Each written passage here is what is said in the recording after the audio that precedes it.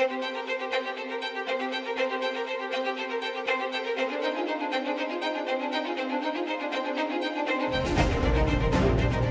rei del gran imperi espanyol havia mort sense descendència i ara la corona tenia dos pretendents. Felip de Borbó, francès, partidari de centralitzar el poder. Carles d'Àustria, vienès, respectuós amb les institucions de cada país. Felip va tenir el suport de França. Carles es va aliar amb Gran Bretanya, Holanda i Portugal. Va ser una guerra europea. I a Espanya va ser la guerra de successió.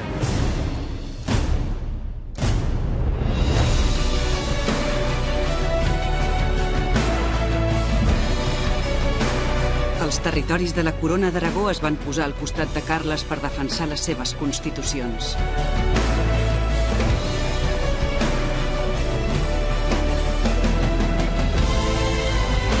Però van perdre la guerra. I el nou rei, Felip V, va imposar el seu poder absolut. Va construir un sol estat amb una sola nació.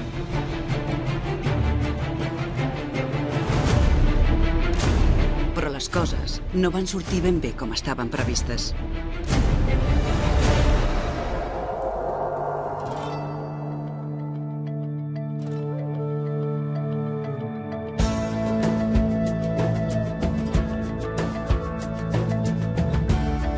Som en el punt més occidental d'Irlanda. Més enllà ja només hi ha l'oceà Atlàntic. En aquest racó de la península de Dingle hi trobarem el rastre d'una de les llengües més antigues d'Europa.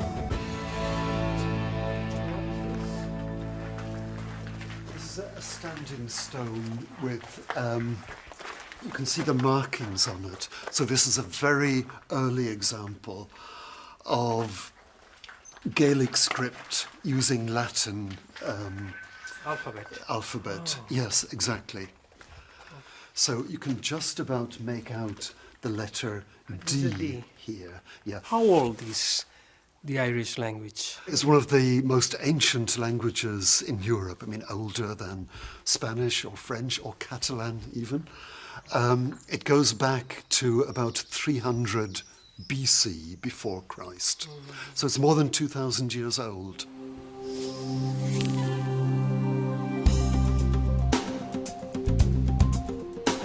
Fins al 1700, l'irlandès va ser la llengua que la gent d'aquest país parlava majoritàriament, igual que el català a Catalunya.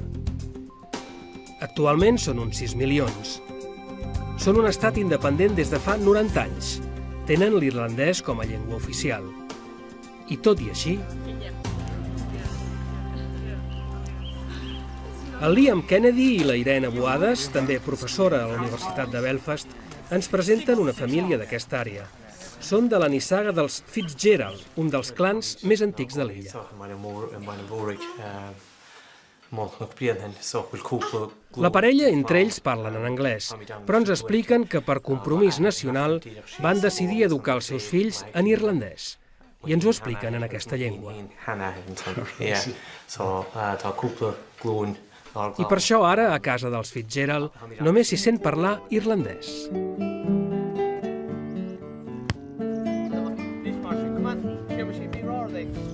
Però els seus 4 fills avui són una excepció, perquè només queden 90.000 irlandesos que tinguin l'irlandès com a llengua pròpia, ni un 2% de la població. Sabeu una cosa? Quan veiem la sort d'algunes llengües mil·lenàries europees, com l'irlandès, el bretó o l'occità, i més encara, si repassem els últims 300 anys d'història, sembla mentida que encara parlem en català. El més normal, el que hauria d'haver passat, és que el català es convertís en una llengua residual, com ha passat amb aquelles altres llengües. I no. Com és que el català encara és aquí? Com és que ha sobreviscut i, en canvi, el gaèlic no? Intentarem descobrir-ho. Avui, a 300, la llengua.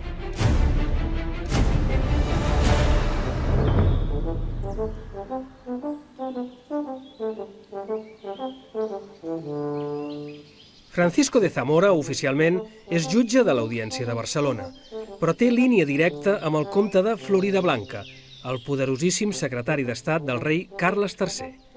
I sovint li envia informes sobre què passa en aquest territori fronterer amb França. Ara ha iniciat un llarg viatge amb una nova missió.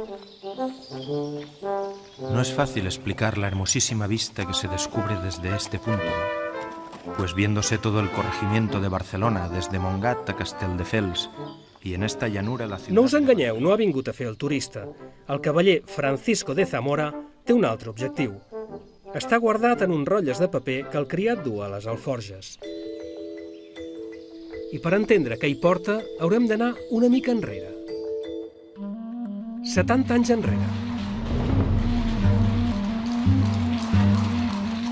Un cop guanyada la Guerra de Successió, el govern de Felip V es va fer càrrec del país. El superintendent José María Patiño va arribar a la Generalitat per desmuntar l'administració catalana i substituir-la per la de Castella, i fer el mateix amb la llengua. Però de seguida es va adonar que això no seria tan senzill. Son apasionados a su patria en tal exceso que les hace trastornar el uso de la razón. Y solamente hablan en su lengua materna, y ninguno hasta ahora escribía si no es en catalán, sin practicarse el uso de la lengua española. Quin país es troba, aquesta nova administració? Es troba l'únic país que es podia trobar qualsevol administrador, en el nostre cas un país eminentment monolingüe, continuava sent un país que en la vida quotidiana, en la vida normal, s'expressava com s'havia expressat sempre. En conseqüència, es troben en un país que no pot sinó sorprendre'ls. Com és que el sorprèn? S'havien pensat que en principi seria una conquista fàcil, també des d'un punt de vista cultural i també des d'un punt de vista lingüístic. I la prova d'això la tenim en els papers. Per exemple, en aquesta instrucció secreta que tenim aquí, a los corregidores de Catalunya, fabricada per Rodrigo de Villalpando en el punt 6è. Qui és Rodrigo de Villalpando? El fiscal de Castella, de llavors, per tant, un plenipotenciari important. En el punt 6è disposa literalment el següent: pondrá el mayor cuidado en introducir la lengua castellana, a cuyo fin dará las providencias más templadas y disimuladas para que se consiga el efecto sin que se note el cuidado. Per tant, quin era el propòsit d'aquesta nova administració? Centralitzar, unificar. Les llengües com a plural no hi tenen cabuda en aquest projecte d'harmonització o d'homogeneïtzació. Al contrari, la idea és la de la solució dràstica de tot això. I van començar a fer lleis per substituir el català pel castellà, primer d'una manera molt suau. El decret de nova planta només diu que la llengua de l'administració serà el castellà. Al cap d'uns anys van sortir noves ordenances, com aquesta del 1742, que imposava el castellà en l'administració de la justícia. I això va portar problemes, perquè hi havia molta gent que era incapaç d'expressar-se en castellà davant del jutge. O bé aquesta altra llei, que prohibia l'edició en català de llibres parroquials, de llibres de comptabilitat i de romanços. O aquesta d'aquí, importantíssima, és la Real Cèdula de Carles III, coneguda com la Cèdula d'Aranjuez, és de l'any 1768 i per primera vegada imposava el castellà a les escoles. És clar, ara la pregunta és, va ser eficaç tot això? Aquestes lleis van aconseguir l'objectiu de canviar la llengua del país? Aquesta pregunta també és la que es feia a l'administració borbònica, i per respondre-la calia comprovar-ho sobre el terreny. Justament van encarregar aquesta feina al cavaller Francisco de Zamora. No es fácil explicar la hermosísima vista que se descubre desde este punto, pues viéndose todo el corregimiento de Barcelona desde Montgat a Castelldefels y en esta llanura la ciudad de Barcelona y muchos pueblos, casas de campo, prados llenos de lienzos de indianas, árboles sembrados, viñedos, huertas, etc., y terminando su costa en el mar, hace un conjunto superior a toda explicación, más propio de una pintura poética que de una narración. Seguirem la ruta que Francisco de Zamora va fer fins a Puigcerdà amb el seu diari de viatge. Sabadell es una villa situada en un llano. Hay fábricas de paños trabajando cada uno en su casa. Mentre viatjava, Zamora es va adonar que durant aquells anys del segle XVIII Catalunya havia crescut i s'havia enriquit. Es cardar e hilar lana, en que se ocupan todas las mujeres y algunos hombres, y trabajan para las fábricas de Tarrasa, Esparreguera y Monistrol.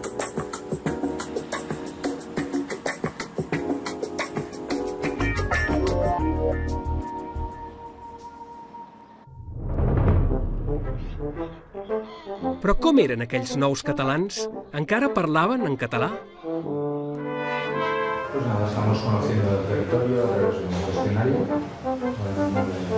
Si parlaven o no en català és una de les coses que vol saber el cavaller Francisco de Zamora. Per això, a cada poble on va, entrega un qüestionari a les autoritats. Hi ha tot tipus de preguntes, però ens interessa aquesta. ¿Por qué método enseñan a los niños a leer, escribir y contar? El tradicional. Això de ¿por qué método?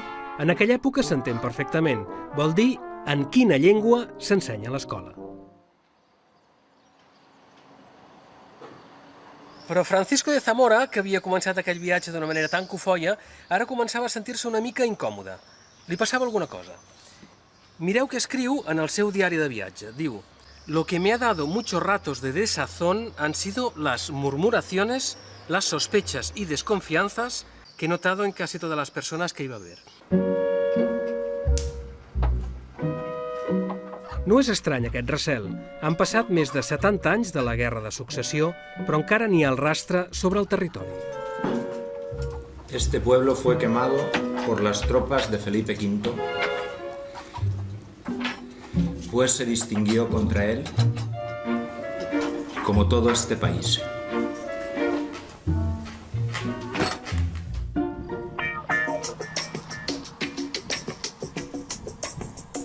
El cavaller Francisco de Zamora va arribar a Puigcerdà a finals d'agost del 1787. Aleshores, Puigcerdà tenia 1.600 habitants, una quarta part dels que té avui, però era una vila ben pròspera. Salvador Vigo ha estudiat aquella visita de Francisco de Zamora i n'ha resseguit els passos fins a aquesta casa del centre de la vila. Què és aquesta casa? Doncs mira, aquesta és la casa del Francesc de Solanell. Francesc de Solanell? Francesc de Solanell o Francisco Solanell, a vegades els escrits, que és el regidor de l'Ajuntament, que és qui rep aquí a Puigcerdà el Francisco de Zamora i que és qui li respon a les preguntes del qüestionari, unes 183 preguntes. O sigui que és possible que el Francisco de Zamora vingués en aquesta casa? Pràcticament cert, no? Seria així,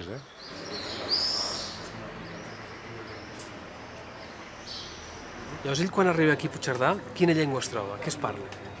Ell arriba, ve de Núria, passa pel Coll de Finestrelles i arriba al poble d'Er, on s'atura a l'hostal per dinar amb el seu criat. Que Er està del cantó francès. Exacte. I va sempre acompanyat del seu criat, es paren allà a dinar i diu textual, diu, son catalanes como los nuestros, pero hablan el francés. Diu que això ni en la misma Barcelona passa con el castellano.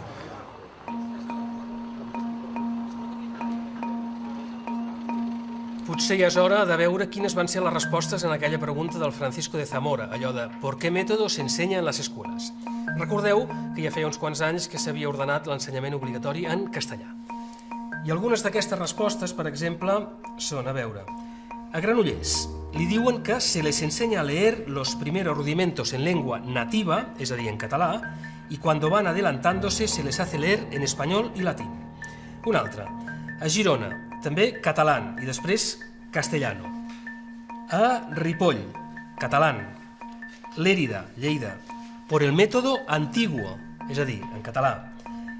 Un altre, Vilafranca del Penedès, també leer en català, però afegeix, para muy pocos muchachos, a solicitud de sus padres, es en espanyol. En canvi, a Mataró, Tortosa i Puigcerdà, que són llocs on hi havia les escoles pies, diu: desde la primera letra hasta la última se enseña en español. O sigui que el castellà, de mica en mica, va entrant en l'ensenyament, però no pas sense dificultat. Mireu, això és molt bo. És la lliçó inaugural de l'any 1780, aquí a les escoles pies de Puigcerdà, i el padre fa un discurs als alumnes i els diu el següent. Diu: ya sabéis que en cada reino hay una lengua universal. Ya sabéis que en cada reino hay una lengua universal. Tal es para los españoles la lengua castellana. Mas no llego a entender por qué infelizado mostráis alguno de vosotros tal antipatía y aversión a este idioma. Pero sea como fuere, os veo yo tan adherentes a la lengua vulgar y tan temerosos de perderla que miráis casi con horror el idioma español. ¿O pensáis que sabiendo el catalán tenéis ya cuanto se necesita? ¿O pensáis que sabiendo el catalán tenéis ya cuanto se necesita? Sabeu una cosa? Aquell padre potser tenia una mica de raó. Ara ho veureu. Com que la llengua no és només la que es parlava, també la que s'escrivia o la que es llegia, hem reconstruït com era la biblioteca d'una família il·lustrada de Puigcerdà, posem que entre el segle XVIII i el XIX, fa 200 anys.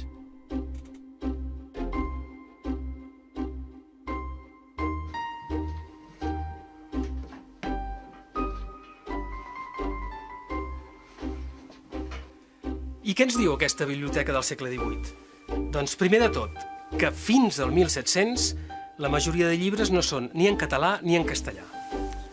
Són en llatí. Mireu, això és un tractat de farmàcia publicat el 1587 pel Col·legi d'Apotecaris de Barcelona. I és en llatí. De fet, el llatí seguirà sent encara durant uns quants anys la principal llengua acadèmica. Segona cosa que ens diu. A partir del 1700, la majoria de llibres tampoc no són ni en català ni en castellà. Són en francès. Escolteu això. Dans un village de la Manche, dont je ne me soucie guère de me rappeler le nom, vivait il y a pas longtemps un de ces gentilhommes. Sona bé, Això és una traducció del Quixot al francès, publicat a Llemotges en aquesta època. Clar, això és un cas molt peculiar de Cerdanya. Ja sabeu que aquesta comarca està separada en dues, una pertany a França, l'altra a Espanya, i pels ceretans d'aquella època, que vivien a la part espanyola, els era més fàcil comunicar-se amb França. Per tant, moltes famílies ceretanes portaven els nois a estudiar a França, i per això estaven tan familiaritzats amb el francès. Però respecte al català i al castellà, què ens diu aquesta biblioteca? Doncs que al segle XVIII hi ha una mica de tot, però sobretot hi ha més llibres en castellà. Fins i tot els il·lustrats de l'època ja escrivien i publicaven en castellà. Mireu, aquell llibre d'Antoni de Capmany, que segurament és un dels grans il·lustrats catalans, segurament el més gran il·lustrat català, mireu què deia del català. Deia: el catalán es un idioma antiguo y provincial, muerto hoy para la República de las Letras y desconocido para el resto d'Europa. Per tant, pels intel·lectuals de finals del segle XVIII, el castellà ja és la llengua de l'alta cultura i la llengua de prestigi. Això vol dir que la gent havia deixat de parlar en català? De cap manera. Catalunya continuava sent bàsicament un país monolingüe. Per això, en aquells nois de les escoles pies de Puigcerdà els emprenyava tant aprendre el castellà, perquè no era la seva llengua ni s'hi sentien còmodes. Però el padre tenia raó. Si volien progressar, si volien estudiar, no tenien més remei que aprendre el castellà. Total, que a finals del segle XVIII el castellà ja és la llengua de l'alta cultura i està entrant a les escoles. La pregunta és: triomfarà? Han passat 100 anys.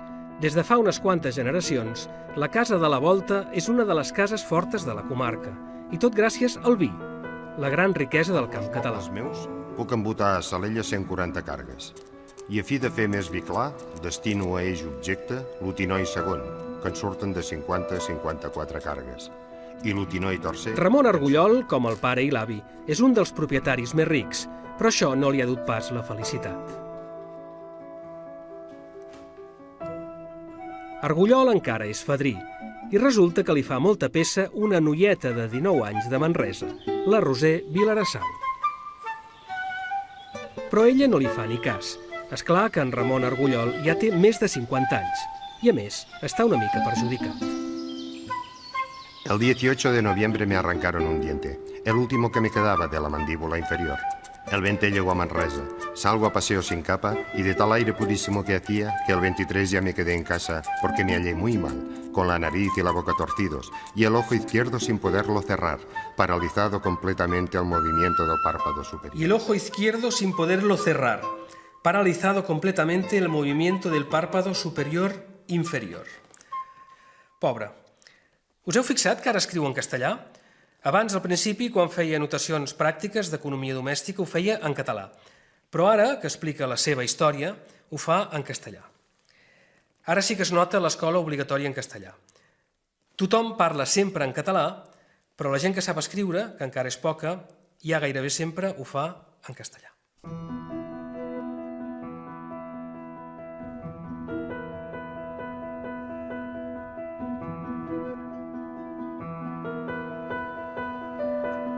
Però aquell enamorat, en Ramon, tenia un altre problema, i gros. En Ramon Argullol l'havien desheretat. Feia uns quants anys el seu pare havia fet un primer testament en què determinava que l'hereu de tota la propietat, com havia de ser, era el fill gran, el nostre protagonista, en Ramon.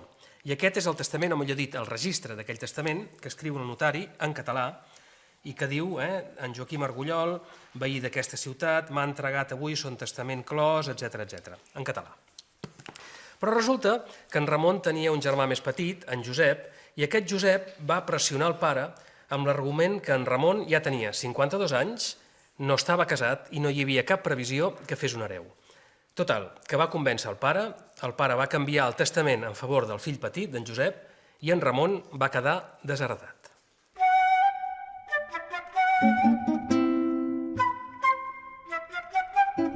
Quan ha sabut que està desheretat, Ramon Argullol ha pres una decisió: oblidar-se de l'amor per la Roser i mirar per la butxaca. El 10 de septiembre voy por Lérida y pernocto a Reus, y el 11 por la mañana a Tarragona. El 11, 12, 13 y 14 de septiembre contraje relaciones con la Julia Valls de Tarragona. Ramon no sembla gaire entusiasmat amb aquesta Júlia Valls de Tarragona, però així posarà remei a la seva solteria i podrà recuperar la posició d'hereu. Mirant els documents notarials de la família Argullol, és molt curiós veure la transformació lingüística que es produeix en molt poques generacions. Per exemple, el rebesavi d'en Ramon, que va viure el 1680, fa el seu testament en llatí. Costa una mica de llegir, però això és en llatí. 2 generacions més tard, l'avi d'en Ramon fa els capítols matrimonials en català. Diu, en nom de Déu, el pròxim matrimoni que mediant la gràcia de l'Esperit Sant s'ha de celebrar, etc. I hem vist que la següent generació, el pare d'en Ramon, feia el testament també en català. I en Ramon, els capítols matrimonials, ja no els farà ni en llatí ni en català. Els farà en castellà. Veieu? En la ciudad de Manresa, el próximo matrimonio entre Ramon Argullol, etc. Clar, amb aquest matrimoni, en Ramon va recuperar la posició d'hereu i va rebre en vida tota l'herència del pare. Però a vegades aquestes històries donen moltes voltes. Us penseu que en Ramon es va casar amb aquella Júlia Valls de Tarragona? Quan va saber que en Ramon Argullol havia recuperat l'herència, la Roser Vilarassau, aquella noieta de 19 anys, li va tornar a trucar a la porta.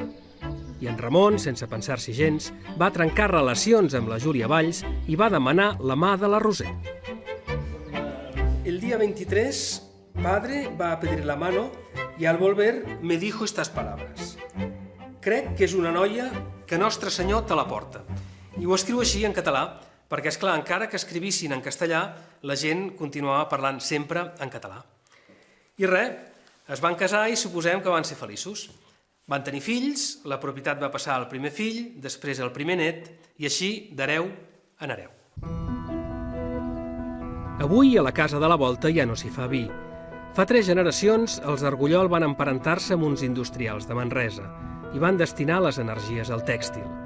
Però el besnet d'aquell Ramon Argullol encara conserva la propietat.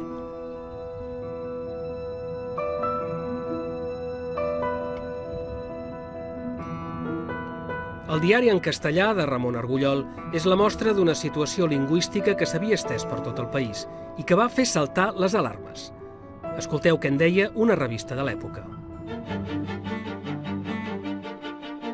Fins al camp i a la muntanya, els catalans ja comencen a xampurrar la llengua castellana, especialment en llurs escrits. I si continua així, nostre Principat va quedar sense son llenguatge i dintre pocs anys va ser una altra Castella, o almenys una segona València. Pobra Catalunya. I està a punt. I està a punt, però no acaba d'entrar-hi. I va de molt poc. El cas és que torno a posar l'exemple comparatiu. La immensa majoria de llengües que haurien o que podrien servir-nos de parangó o de comparació hi entren. Es desurbanitzen, es ruralitzen, no m'agrada l'expressió, es dialectalitzen, es van engronant I això arriba al punt que perden qualsevol mena de consideració per part dels... començant pels seus parlants i acabant per la gent que vol figurar que, naturalment, pensa que servir-se'n és servir-se d'allò més indigne que hi pugui haver. Per tant, la llengua, en aquesta situació, acaba esdevenint una nosa. En el cas del català, que està a punt de passar, això, no. No passa, no passa, no passa.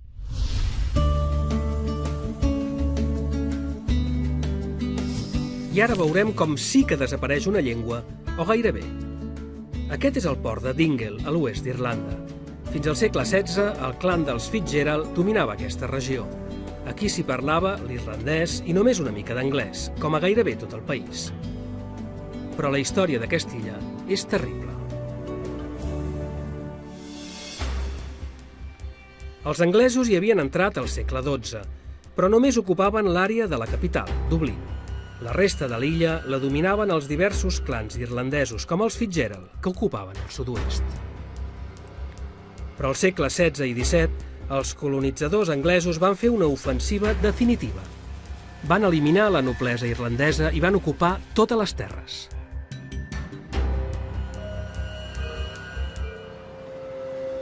Aquí, a la península de Dingle, els anglesos van matar el comte i van aniquilar una tercera part de la població. I s'ho van quedar tot. Really, from 1700 onwards, the language of the state is English. The language of commerce, trading relationships is English. The language of the judiciary, the civil servants, and also, interestingly, the Catholic Church. But in the case of Ireland, it's not like in Catalonia that the language has been banned for so long. Yeah, I mean, in the 18th century and the 19th century, the British state was largely indifferent to Irish. I mean, it didn't have laws that persecuted Irish to any extent. English people assumed English would become the language of the people. Anyhow, a big contrast with Spain and with France. I mean, in the 18th and the 19th centuries, in Spain and France, what were called regional languages were persecuted by the state. Però malgrat l'ocupació de les terres pels anglesos, cap a mitjans del segle XIX, mentre aquell Ramon Argullol escrivia les seves penes d'amor, aquí la majoria de gent encara parlava l'irlandès, fins que va arribar el gran drama. La Gorta Mór, la gran fam. Una malura de la patata, que era la base de l'alimentació dels pagesos, va deixar uns quants anys sense collita.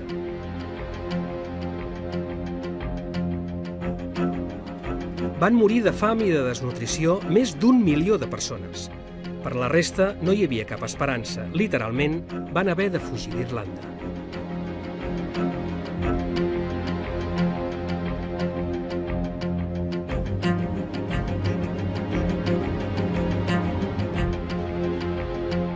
Al Museu de Blennerville expliquen la història d'aquest vaixell, el Jenny Johnston. Durant anys va transportar la gent d'aquest comtat cap a Nord-Amèrica. En total, 1,5 milió d'irlandesos van emigrar. Comptant la fam i la migració, l'illa va perdre gairebé la tercera part de la població. Aquí teniu una llista de passatgers. Els Sullivan, els Baileys, els Lynch, famílies senceres que ja no tornarien mai més a Irlanda. The night before they left the locality, they would have had what was called an American wake, because their relatives would have assumed that they would never see their loved ones again. It was like a big, I'm going to say a party for want of a better expression, but there would be singing and dancing. It's like a big part. We call them wakes here. When people die, they have not so much a celebration of death, but a celebration of the person's life. Because in a sense it was like death. Because the people leaving, if you say, look at James Sullivan there, aged 24, almost certainly he would never come back. So it's a form of death as far as life in Ireland is concerned, and for the wider family.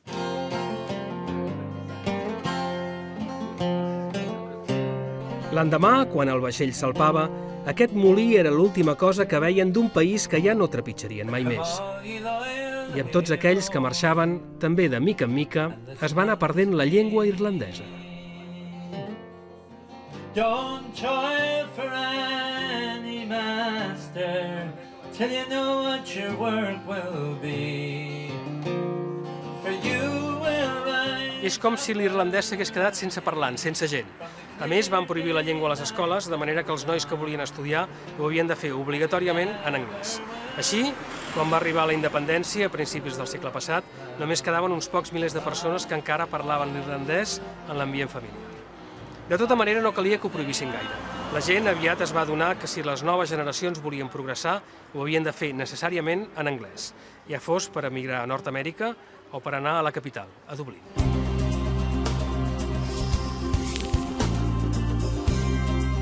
Dublín ha estat sempre una ciutat molt anglesa. I malgrat que l'irlandès és llengua oficial i s'ensenya a les escoles, la capital continua sent una ciutat anglòfona. I la llengua irlandesa avui ja només és un element vagament identitari.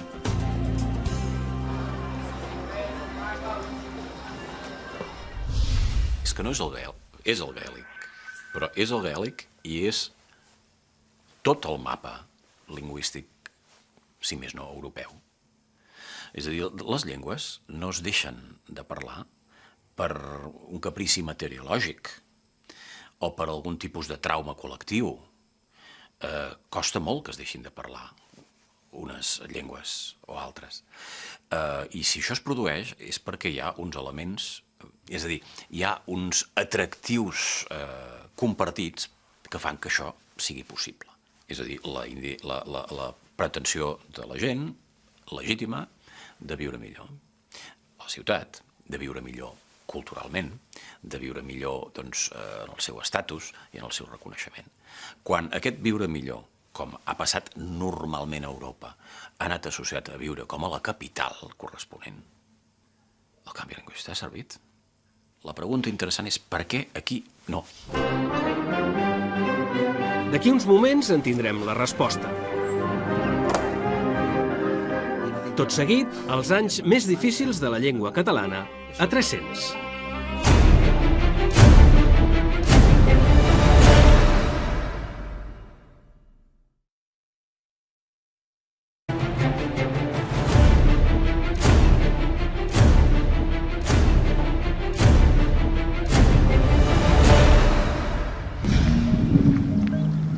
Fa un moment ens preguntàvem per què el català no va desaparèixer. Doncs anem-ho a veure. A mitjans del segle XIX, Catalunya era el quart productor mundial de teixits de cotó. Si ens passegéssim pels carrers de la capital, sentiríem les bullangues dels treballadors, però també veuríem la burgesia industrial estrenant el Liceu. Mai cap senyora que se sàpiga tenir bé damunt d'una somera. Senyora de ciutat que deu venir... Pel carrer sentiríem parlar en català, però dins de les institucions i a les acadèmies científiques hi sentiríem parlar, sobretot, en castellà. ¿Usted cree que no tengo... A mitjans del segle XIX, Barcelona estava a punt d'obrir-se a la modernitat. Però com ho farà? I, sobretot, en quina llengua? Mentrestant, 200.000 persones s'ofegaven encara dins de les antigues muralles medievals. Un dels reis que les va fer construir va ser el rei Joan I, i aquell rei, conegut com l'aimador de la gentilesa, també va ser qui va instaurar els Jocs Florals. D'això feia més de 500 anys.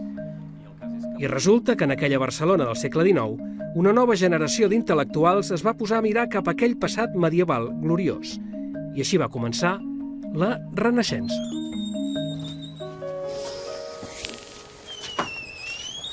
Què trobarem aquí? Moltes coses. Moltes coses. Mira què tenim aquí. Què és això? Això són Los trobadors nous d'Antoni de Bofarull, de 1858. Los trobadors nous. Los trobadors nous. Justament. I a l'advertència, si llegeix, l'objecte d'aquests llibres és sols donar un testimoni del nou esperit literari que alenta el país, del nou esperit literari que alenta el país, per fer reviure en ell la llengua de sus antics héroes. Aquí, no ho sé, en trobaríem multitud de mostres, però, per exemple, el primer poema, recollit, que és del mateix Bofarull, titulat L'Esperança, en trio algun passatge. Així, mirant son arpa, que està polsosa, el trobador somnia pensant poder cantar en millor dia, trobador... Sí, la referència aquesta al passat medieval. Constant. Mira com acaba aquest poema. Veniu, sí, tots veniu. Los que habitau les planes dilatades, los que contents viviu a prop de les muntanyes elevades. Veniu plens d'esperança i vostre cant escoltarà agraïda la pàtria, pos en ella veu sa vida. Clar, quina idea tenen de pàtria, aquest grup d'intel·lectuals a mitjans del XIX? Quan parlen de la pàtria? La pàtria és la llengua, fonamentalment és la llengua, i és una idea que avui ens podria semblar molt difusa, perquè no és una idea gaire territorialitzada, sinó que empalma més aviat amb una llengua entesa com la llengua de la pàtria. I en aquesta generació, tots formats en castellà, se'ls fica una dèria al cap.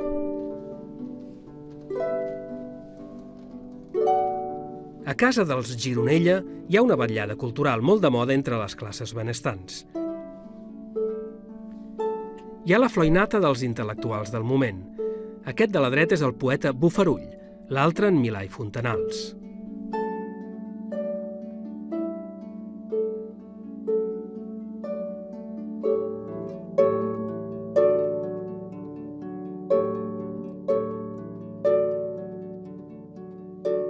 I ara tot seguit escoltarem un poema en català. L'esperança. Bé pot l'ofressa carne de l'art. S'han fet convidar per explicar una idea. Volen restaurar aquells jocs florals medievals, uns jocs que havien desaparegut feia més de 3 segles. I renaixent la força amortiguada. I a més, volen fer-ho d'una manera totalment impensable en aquell moment. Als diaris va sortir la convocatòria oficial dels Jocs Florals i demanaven només composicions en català i dialectes occitans. I això sí que no s'ho esperava ningú, perquè era molt arriscat. Penseu que de seguida hi va haver reaccions adverses. Per exemple, en un altre diari de l'època, La Corona, un lector indignat diu: «El dialecto catalán pierde cada día un poco de su ya menguadísima importancia y acabará por desaparecer». Per això, demanava que els Jocs Florals també admetessin composicions en castellà. Diu: «En la lengua castellana digo mal, española, que hoy está mucho más extendida en Cataluña». I firmava: «Un buen catalán, ante todo español». Però la cosa ja no tenia fre. L'Ajuntament de Barcelona va acceptar la proposta i per celebrar l'acte va cedir el Saló de Seny. Més glamurós no podia ser i més medieval tampoc. Això és com va quedar la sala, més o menys, aquell dia dels Jocs Florals. Aquesta senyera segurament no hi era, perquè la senyera en aquells moments encara no s'havia convertit en el símbol polític que va ser després. Però sí que hi havia aquest quadre d'Isabel II, que presidia l'acte, i aquell quadre d'allà, que és Joan I, recordeu, aquell rei medieval que va instaurar els Jocs a l'edat mitjana. A més, hi havia el lema Patria Fides Amor, Pàtria, Fe i Amor, que presidia el lema dels Jocs Florals. I va presidir l'acte l'alcalde, el bisbe. L'alcalde va fer un discurs en castellà i llavors va començar a parlar el president dels Jocs, que eren Milà i Fontanals, i va començar a parlar en català. I a partir d'aquell moment ja només es va parlar en català. I va arribar el moment del repartiment dels premis.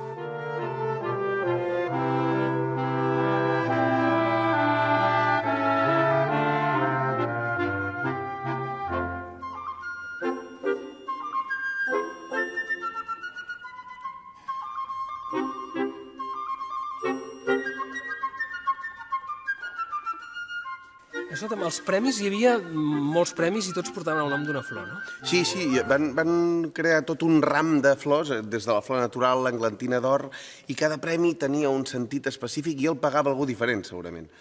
I qui va guanyar aquells Jocs Florals? Va guanyar Isabel de Villamartín amb un poema que es diu Clemència i Isaura, que és la història d'una dona que s'enamora d'un trobador i el trobador mor a la guerra i ella decideix apartar-se del món i donar tots els seus diners als Jocs Florals i va guanyar una mica per aquesta història, diguéssim. I com sonava aquell poema?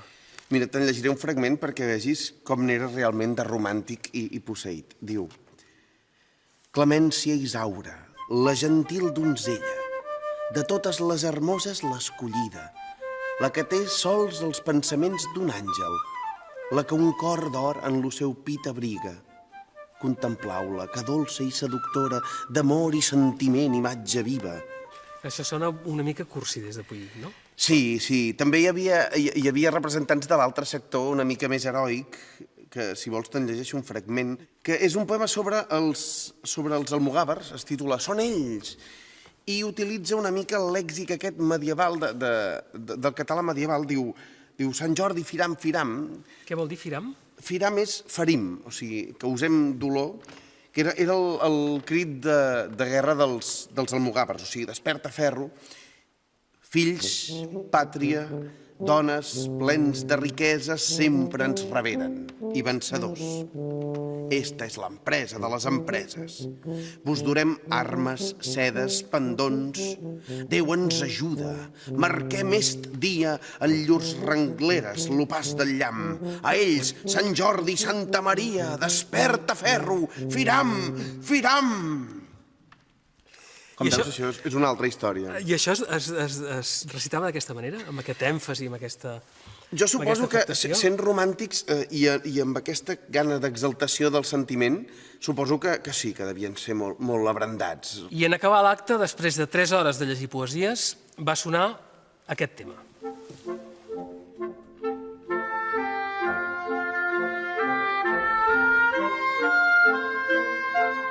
Aquells primers jocs florals recuperats van ser un gran èxit social, però el més important de tot ho va resumir el president en acabar l'acte. Va dir: mireu, hem estat 3 hores parlant en català i ningú no ha rigut. Tots aquests patriarques de la Renaixença que elogiem com a ben estat els que han salvat la llengua són en realitat gent que cultiven la llengua d'una manera erudita, amb uns festivals totalment elitistes, però que a casa parlen en castellà amb la família i s'escriuen en castellà entre ells. Evidentment que comencen unes minories, com a tot arreu. Són unes minories més sensibles, mesocràtiques, intel·lectuals, professionals, però aquesta llavor sembrada per minories cada cop té més amplitud. I, per altra banda, connecta amb una realitat. La realitat és que la immensa majoria de la població catalana parla català, se sent català, tot i que no ha fet una qüestió política d'això. Seran aquests missatges i aquest conreu de la catalanitat el que crearà la llavor perquè tot això pugui progressivament incorporar-se a visions polítiques de com es contempla l'existència de ser catalans dins de l'Espanya liberal. I això és el que permetrà que, diguem-ne, que el fet d'existir una catalanitat popular pugui veritablement arrelar i tirar endavant projectes que després seran ja clarament polítics.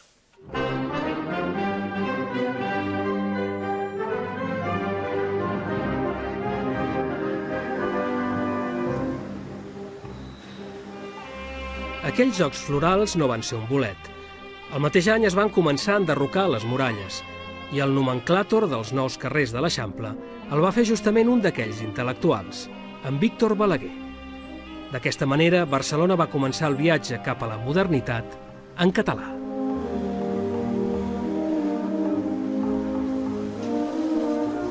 En aquell procés aviat s'hi van afegir grups populars i progressistes. Va ser imparable. I quan es van formular els primers projectes d'autonomia a finals del segle, tots van reclamar que el català fos l'única llengua oficial del país. Només havien passat 30 anys des d'aquell dia que ningú no va riure en sentir parlar català en públic.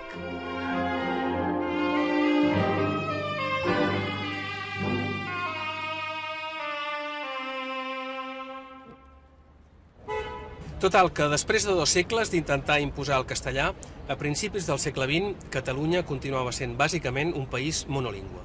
Però aleshores, en aquell segle XX, les coses sí que van canviar de veritat. Deixeu-me que us porti a un poblet preciós no gaire lluny d'aquí. Era una vila envoltada de turons, regada per un riu cristal·lí i prou allunyada de la costa com per no tenir humitat i, en canvi, prou propera a Barcelona com per convertir-se en un reputat lloc d'estiueig.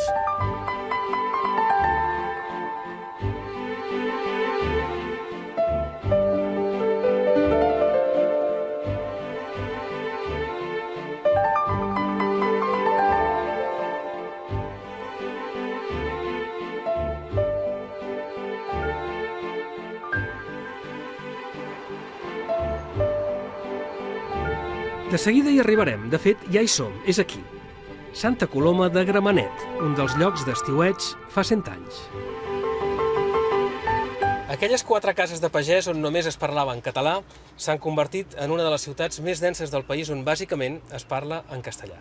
I és que en molt pocs anys aquell país monolingüe es va convertir en una terra bilingüe. I com va passar tot això?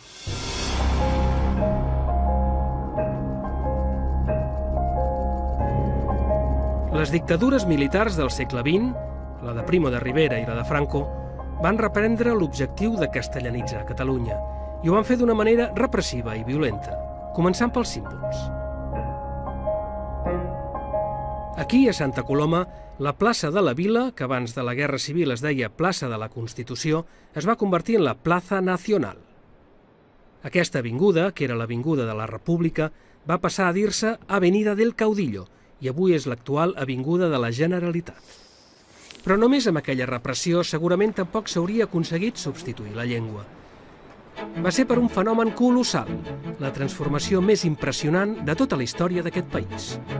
Aquesta plana, doncs, és Santa Coloma de Gramenet. Tirant a mar és Sant Adrià del Besòs i Badalona, i al fons Barcelona. Rodolfo del Hoyo va néixer a Barcelona, però quan era petit la família es va instal·lar a Santa Coloma de Gramenet. Els seus pares havien arribat del sud de la península a principis dels anys 50. Llavors Santa Coloma només tenia 20.000 habitants. 20 anys després, la ciutat ja en tenia 140.000. De sobte el carrer es va omplir de nens. Un dia, doncs, surto al carrer i nens que parlaven andalús, amb la Z de Còrdoba, també alguns d'Extremadura. I llavors jo estava acostumat, tota la gent que jo coneixia parlava català. A l'escola tothom parlava català. Els meus veïns, la de la granja que venia gallines i ous, tothom parlava català. I de sobte també l'escola es va omplir d'aquells nens. I llavors això sí que va ser com una mica de sotrac, perquè jo, malgrat tot, que el meu pare em deia que jo no era català, jo em sentia català. I quan van venir tots aquells nens, els meus amics catalans em deien xarnego. Llavors jo ja no era català. I clar, això ho vaig viure amb una mica de trasbals. Va ser una mica dur, però que se supera a base de força de voluntat, vaja.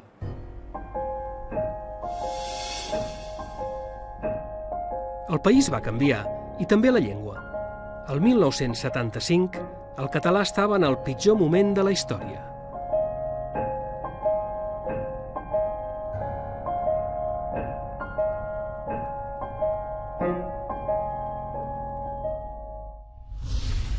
D'extrema debilitat.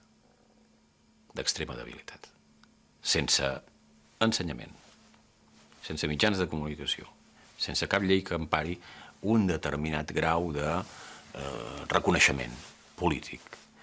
I en un país, doncs, immergit en un bilingüisme desequilibrat, només dels uns i no pas de tots, la situació és una situació prèvia a la minorització de la llengua històrica. El que és bastant extraordinari, que quan penses que Catalunya tenia 4 milions d'habitants al 1960 i en tenia més de 5 milions i mig al 1975, i que una bona part d'aquest creixement va ser per immigració o per un creixement natural basat molt en la immigració, clar, el lògic és que el català i la identitat i tot hagués pràcticament desaparegut. I no va passar perquè aquells nouvinguts es van convertir en els protagonistes. La dictadura trontollava i una crisi econòmica, pitjor que l'actual, feia que les condicions de vida a tot el cinturó industrial fossin molt difícils. I aleshores, la gent dels barris es va mobilitzar com ningú no s'hauria imaginat.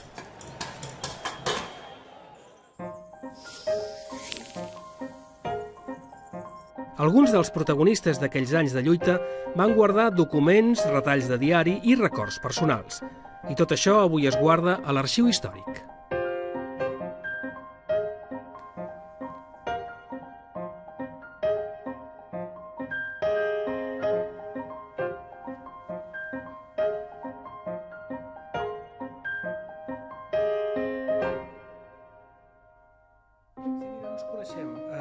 perquè estem preparant un documental sobre els anys 70 a Santa Coloma.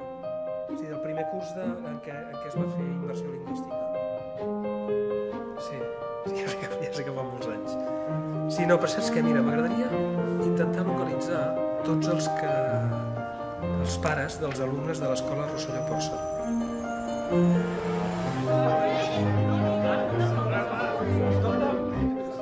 Fa 30 anys tots tenien nens i nenes que anaven a l'escola pública a Santa Coloma. Recordeu, una ciutat on gairebé només es parlava castellà.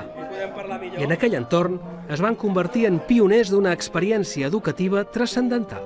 Una olla, quan bull, doncs ja va pujant la temperatura i comença a fer xup-xup i surten algunes bombolles en un lloc o altre. En aquell temps bullia tota aquesta història i una de les bombolles, la primera bombolla que va sortir d'una normalització lingüística en català en una escola pública va ser el Rosselló Porça. No volíem que els nostres fills patessin el mateix que havíem patit nosaltres, de trobar-se amb una terra que no era la nostra, amb una terra estranya, entre cometes, i volíem fer-la com seva. I vam dir que la millor manera era l'ensenyament en català. I vostè per què volia que els seus fills estudiessin en català? Aquí se parlava català i el futur era català. Havia d'aprendre per català, per cultura, perquè per el futur econòmic i de treball del jove i del nen. Per un munt de coses que tothom va apostar per català. I a part d'anar a Brallaus amb l'Ajuntament, veu haver d'anar a la Generalitat també? I tant, eso porque escoltar, y tant. No recuerdo muy peleado esto. Mucho, se nos criticaba a mi familia concretamente, me criticaron muchísimo de que yo quisiera que mis hijos no iban a aprender ni el catalán ni el castellano. Y hoy yo estoy convencida de que fue lo mejor que pude hacer. I fins que els pares van començar a penjar aquí pancartes, a lluitar, anàvem amb els cotxes amb megàfons, o sigui, no es volien donar aquest local. O sigui, aquest local va ser perquè els pares van lluitar per aquest local. Bueno, lo que pasa es que com hi havia molts pares al darrere, llavors aquesta escola va anar cap amunt. Yo ahora me ha dado un poquito cuando he subido las escalas. ¿Solo que surtís un poquito problema? No, porque hacía muchos años me he vuelto a recordar las veces que yo he subido hasta arriba, hasta el terrado con los chavalicos. Para hacer deporte. Ayudándoles en las extraescolares que hacíamos todos extraescolares, los padres lo que apoyábamos a los críos. I ara tot que nos reunimos aquí otra vez, mucho... Això dic jo, qualsevol problema que sortia, els pares han seguit corrent tots els pares a solucionar-ho per un cantó o per l'altre. I prova de tota aquesta lluita, que la tenim quasi tot, penso jo, com una petita victòria. Són d'aquelles victòries que la portes en el cor tota la vida. Diu, he apostat per l'escola catalana, ha triomfat, l'escola està consolidat, i a més, el nostre fill, la majoria de tot el nostre, està en la universitat. S'han llicenciat, i el que no s'ha llicenciat té un ofici molt reconegut a la societat. I aquests són aquells nens i nenes que van estrenar l'ensenyament en català a Santa Coloma de Gramenet. Ara volten els 35 anys. Són mestres, o periodistes, o mecànics. Fins i tot hi ha un cuiner amb estrella Michelin. Aquells pares se'n poden sentir orgullosos. Van apostar per un futur millor i aquest és el resultat. Són la primera generació de la immersió lingüística.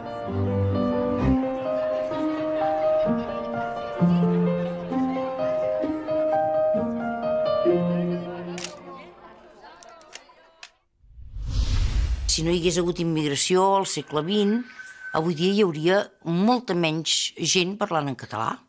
Com que la nostra fecunditat era baixa, si no hagués vingut ningú, avui dia no passaríem de 2,5 milions o 3 milions. Encara que tots parlessin català al 100%, serien molts menys dels que parlen català ara regularment i encara molts menys dels que saben parlar català. Una mica la conclusió de tot plegat d'aquests 300 anys, per dir-ho ràpid, que és la persistència, i per posar-hi un títol una mica novel·lesc, la persistència d'una memòria col·lectiva.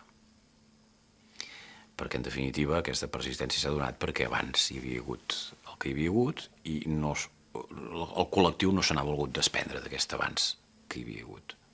Pel que sigui, per les virtualitats que siguin de la història. No se n'ha després.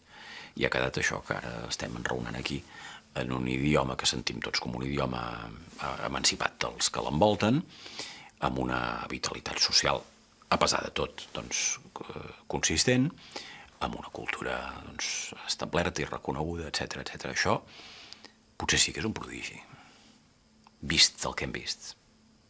Potser sí. No ho sé, però potser sí.